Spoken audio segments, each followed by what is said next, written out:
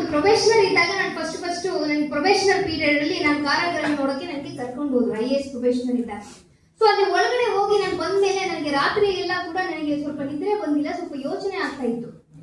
ಎಲ್ಲರನ್ನು ಕೂಡ ನಾನು ನೋಡಿ ಬಂದ್ಮೇಲೆ ನನಗೆ 2-3 ಪ್ರಶ್ನೆ ಬಂತು ಮನಸ್ಸಿನಲ್ಲಿ. ಏನಪ್ಪ ಇದು, ಎಷ್ಟೋ ಜನ ಈ ತರ ಒಂದು ಕಾರಾಗೃಹ ಹೊರಗಡೆ ಇದ್ದಾರೆ, ನಾವೆಲ್ಲ ಹೊರಗಡೆ ಇದ್ದೀವಿ. ಸೊ ನಮಗೂ ಅವ್ರಿಗೂ ಏನು ವ್ಯತ್ಯಾಸ ಇರ್ತದೆ ಅಂತ ನಾನು ಯೋಚನೆ ಮಾಡಿದೆ. ಯಾಕಂದ್ರೆ ನೀವೆಲ್ಲ ನೋಡುವಾಗ ನಾವೇನ್ ಮಾಡ್ತೀವಿ, ಊಟ ತಿಂತೀವಿ. ನೀವೇನ್ ಮಾಡ್ತೀರಾ?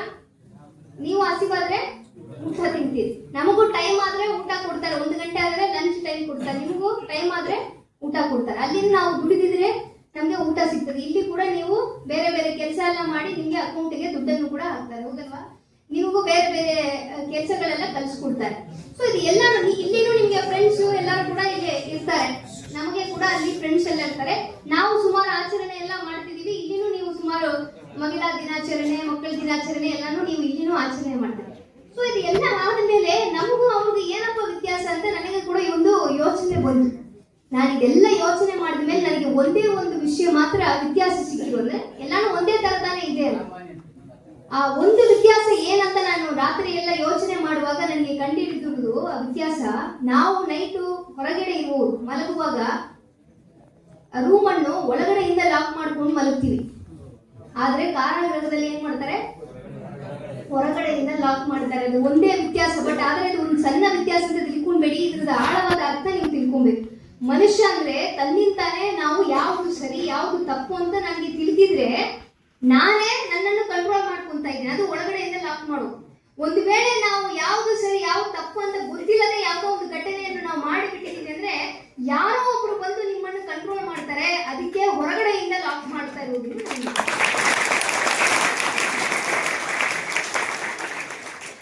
ಆದ್ರೂ ನೀವು ಯಾವುದೋ ಒಂದು ಘಟನೆ ಆಗಿ ಇಲ್ಲಿ ಬಂದಿದ್ರು ನೀವು ಇಲ್ಲಿ ಬಂದ ನಂತರ ತಮಗೆ ಒಂದು ಮನಸ್ಸಿನಲ್ಲಿ ಒಂದು ಬದಲಾವಣೆಯನ್ನು ತರುವುದು, ನಾವು ಮಾಡಿದ ತಪ್ಪುಗಳನ್ನು ಸರಿಪಡಿಸಿಕೊಂಡು ಒಳ್ಳೆಯ ಒಂದು ಜೀವನ ಭವಿಷ್ಯವನ್ನು ಹೇಗೆ ರೂಪಿಸಬೇಕು ಎಂಬುದು ಕುರಿತು ನಿಮಗೆ ಮಾನಸಿಕವಾಗಿಯೂ ಸುಮಾರು ಇಲ್ಲಿ ಕಾರ್ಯಕ್ರಮಗಳನ್ನು ಆಯೋಜನೆ ಮಾಡಿದ್ದಾರೆ. ನಿಮ್ಮ ಮೆಂಟಲ್ ಹೆಲ್ತ್ಗಾಗಿ ಆಯೋಜನೆ ಮಾಡಿದ್ದಾರೆ. ಅದೆಲ್ಲ ಕೂಡ ನಾನು ಕಳೆದ 1 ವರ್ಷದಲ್ಲಿ ಏನೆಲ್ಲ ಆಯೋಜನೆ ಮಾಡಿದ್ದಾರೆ ಎಂಬುದು ನಾನು ಅವರಿಂದ ಪಡೆದು ನೋಡಿದ್ದೆ. ನಾನು ಪ್ರಿಸನ್ಸ್ ಡಿಪಾರ್ಟ್ಮೆಂಟ್ ಇದು ಯಾಕೆ ಹೇಳ್ತಾ ಇದ್ದೀನಿ ಅಂದ್ರೆ, ಮನುಷ್ಯನಿಗೆ ತಪ್ಪು ಮಾಡೋದು ಏನೋ ಒಂದು ಟೈಮಲ್ಲಿ ಯಾವುದೋ ಒಂದು ವಿಷಯದ ತಪ್ಪು ಮಾಡಿರ್ಬೋದು.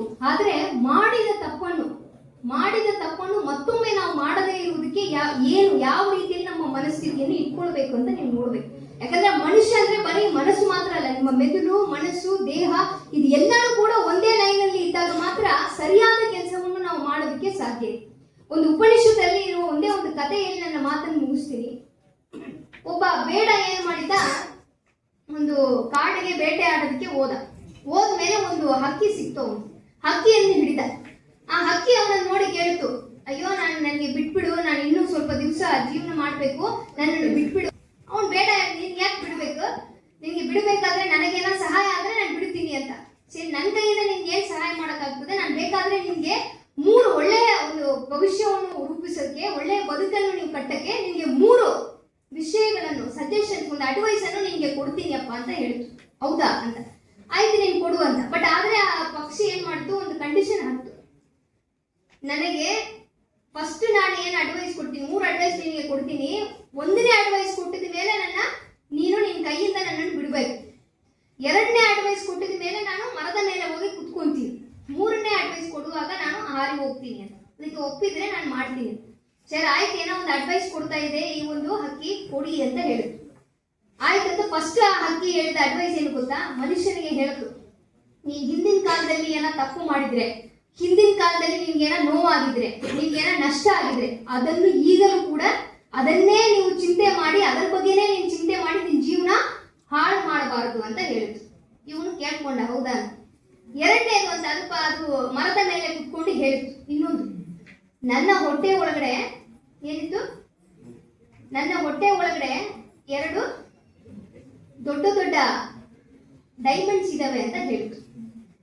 ಅದು 2ನೇ ವಿಷಯ. ಅದು ಹೇಳಕ್ಕೆ ಏನು ಬಯಸುವಾಗ,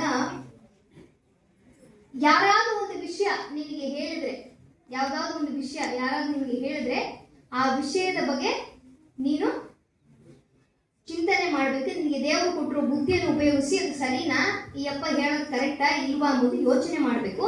ಇಲ್ಲಾಂದ್ರೆ ಸುಮ್ಮನೆ ಯಾರಾದ್ರೂ ಉಪಯೋಗ ಮಾಡಿ ಅಂತ ಹೇಳಿದ್ರು. ಈ ಎರಡು ವಿಷಯ ಹೇಳಿದ ಮೇಲೆ ಇವನಿಗೆ ಕಷ್ಟ ಆಗಿದೆ. ಏನು ಈ ಹಕ್ಕಿ ಏನ್ ಹೇಳ್ತು, ನನ್ನ ಹೊಟ್ಟೆ ಒಳಗಡೆ 2 ಡೈಮಂಡ್ ಇತ್ತು ಅಂತ. ಆದ್ರೆ ಅಲ್ಲಿ ಹಕ್ಕಿ ಎಲ್ಲಿ ಹೋಗಿ ಕುತ್ಕೊಂಡಿದೆ, ಮರದ ಮೇಲೆ ಹೋಗಿ ಕುತ್ಕೊಂಡಿದೆ. ಈಗ ಇವನಿಗೆ ಏನಾಯ್ತು, ಆ ಹಕ್ಕಿ ಹೇಳ್ತಾ ಇದ್, ನೀನೇನು ಹುಚ್ಚಿದ್ಯಾ, ನಾನು ಹೇಳೋದೆಲ್ಲ ಕೇಳ್ಕೊಂಡು ನನ್ನನ್ನು ಬಿಟ್ಬಿಟ್ಟೆ, ಈಗ ಹೋಗಿ ಮರದ ಮೇಲೆ ನಿನ್ ಕೈಯಿಂದ ಮರದ ಮೇಲೆ ಬಂದ್ಬಿಟ್ಟೆ, ನಿನ್ಗೆ 2 ಡೈಮಂಡ್ಸ್ ಹೋಗ್ಬಿಟ್ಟಿದೆ, ಏನ್ ಮಾಡೋದು ಅಂತ ಹೇಳಿದ್ರು. ಇವನಿಗೆ ಏನಾಯ್ತು, ತುಂಬಾ ಕಷ್ಟ ಆಗ್ಬಿಟ್ಟಿದೆ. ಇವನು ಒಂದು ಕಡೆ ಕುತ್ಕೊಂಡು ತಲೆ ಮೇಲೆ ಕೈ ಹಾಕಿ ಕುತ್ಕೊಂಡು, ಅಯ್ಯೋ ನಂದು ಎಲ್ಲ ಹೋಗ್ಬಿಟ್ಟಿದೆಯಲ್ವಾ, ಈ ಹಕ್ಕಿಯನ್ನು ನಾನೇ ಇಟ್ಕೊಂಡಿದ್ರೆ 2 ಡೈಮಂಡ್ ಸಿಕ್ಕಿರ್ತದಲ್ವಾ ಅಂತ ಅವನಿಗೆ ತುಂಬಾ ನೋವಾಗಿ ಒಂದು 15 ನಿಮಿಷ ಅದನ್ನೇ ಹೇಳಿದ್ದನ್ನೇ ಹೇಳಿ ಹೇಳಿ ಹೇಳಿ ಅಳ್ತಾ ಇದ್ದ. ಆ ಹಕ್ಕಿ ನೋಡಿ ಹೇಳ್ತು. ಆಮೇಲೆ ಹಕ್ಕಿ ಹೇಳ್ತು, ಏನಪ್ಪ ನಿನ್ಗೇನ ಬುದ್ಧಿ ಇಲ್ವಾ, ಈಗ ತಾನೇ ನಿನ್ಗೆ 2 ಅಡ್ವೈಸ್ ಕೊಟ್ಟೆ. ಏನ್ ಅಡ್ವೈಸ್ ಕೊಟ್ಟೆ, ಹಿಂದೆ ಏನಾದ್ರು ತಪ್ಪು ಮಾಡಿದ್ರೆ ಅದರ ಬಗ್ಗೆನೇ ನಾವು ಚಿಂತೆ ಮಾಡಿ ನಮ್ಮ ಜೀವನವನ್ನು ಹಾಳು ಮಾಡಬಾರ್ದಂತ ಹೇಳಿದೆ. ನೀನೇನ್ ಈಗ ತಾನೇ ನಿನ್ಗೆ ಹೇಳಿದೆ, ಆದ್ರೆ ನಿನ್ಗೆ ಆ ಬುದ್ಧಿನೇ ನಿನ್ಗೆ ತಲೆ ಒಳಗಡೆ ಹೋಗಿಲ್ಲ, ನೀನ್ ನನ್ನನ್ನು ಬಿಟ್ಟೆ ಅಲ್ಲ ಅಂತ ಹೇಳಿ ನೀನ್ ಅಳ್ತಾ ಇದೆಯಲ್ವಾ, ಏನ್ ಮನುಷ್ಯ ನೀನು. ಸೇರ ಆಯ್ತು, ಹೋಗಿದ್ದು ಹೋಗ್ಲಿ, ಏನ್ ಮಾಡೋದು, ನೀವು ನೆಕ್ಸ್ಟ್ 3ನೇದು ಹೇಳಿ ಅಂತ ಹೇಳ್ತು.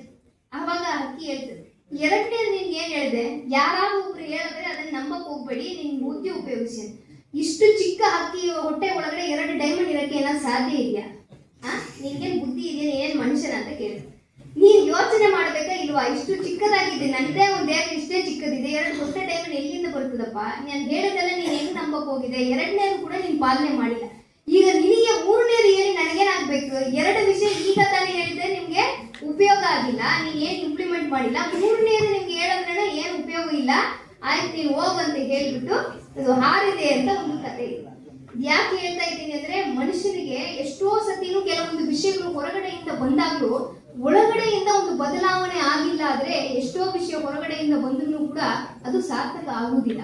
ಹಾಗಾಗಿ ಮನಸ್ಸನ್ನು ನಾವು ಸರಿ ಮಾಡಬೇಕಾದ್ರಲ್ಲಿ ನಮ್ಮ ಬುದ್ಧಿಯನ್ನು, ನಮ್ಮ ದೇಹವನ್ನು, ನಮ್ಮ ಮನಸ್ಸಿನನ್ನು ಒಂದೇ ಒಂದು ಕೋಆರ್ಡಿನೇಷನ್ ಅಲ್ಲಿ ಇಟ್ಕೊಂಡು ಯಾಕೆ ಈ ತಪ್ಪನ್ನು ಆಗಿದೆ, ಇದನ್ನು ಸರಿ ಮಾಡಿಕೊಳ್ಳೋದಕ್ಕೆ ಯಾವ ರೀತಿಯಲ್ಲಿ ನಾವು ಬದಲಾವಣೆ ಆಗಬೇಕು, ನಮ್ಮಲ್ಲಿ ಆಗಿರುವ ತಪ್ಪುಗಳೇನು, ಇನ್ನು ಮುಂದಿನ ದಿವಸಗಳಲ್ಲಿ ಅದನ್ನು ಯಾವ ರೀತಿ ನಾವು ಚೇಂಜ್ ಮಾಡ್ಕೊಳ್ಬೇಕು, ನಮ್ಮ ಭವಿಷ್ಯ ರೂಪಿಸಬೇಕು ಎಂಬುದನ್ನು ಪ್ರತಿ ದಿವಸನೂ ಕೂಡ ನೀವು ಯೋಚನೆ ಮಾಡಿ ನೋಡಿದಲ್ಲಿ ಮುಂದಿನ ಭವಿಷ್ಯ ನಿಮಗೆ ಚೆನ್ನಾಗಾಗ್ತದೆ.